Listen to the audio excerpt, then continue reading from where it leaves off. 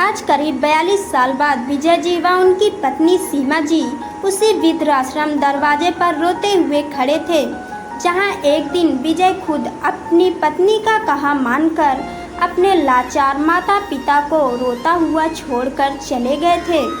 आज रह रहकर उनको अपने माता पिता की वह कातर विनती करती और आंसुओं से भरी मजबूर आंखें दिखाई दे रही थी, जो उनको देख रही थी मानो कुछ कहना चाह रही हो, बेटा हमें यूं न जाओ अकेला छोड़कर।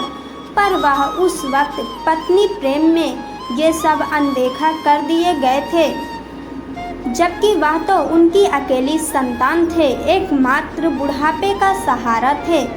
आज उसी मोड़ पर आकर वह भी खड़े थे, अपनी करनी का फल भुगतने को, अपने माता पिता की तरह ही लाचार होकर रोते हुए रह रहकर उन्हें अपने बीते दिन याद आ रहे थे।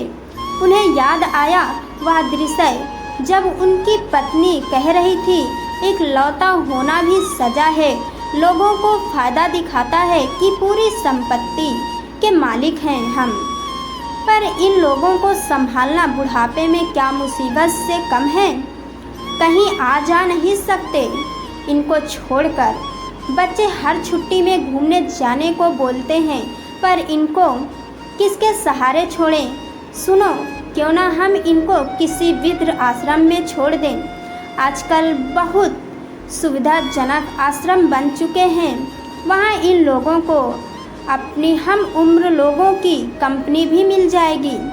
हम त्योहार पर ले आया करेंगे या मिल आया करेंगे, इस तरह हम भी चिंता मुक्त होकर अपनी ज़िंदगी जी पाएंगे। अरे पर लोग क्या सोचेंगे हमारे बारे में कि अपने स्वार्थ की खातिर हम वृद्ध माँ बाप को वृद्ध आश्रम में छोड़ गए। विजय ने पत्नी का विरोध किया।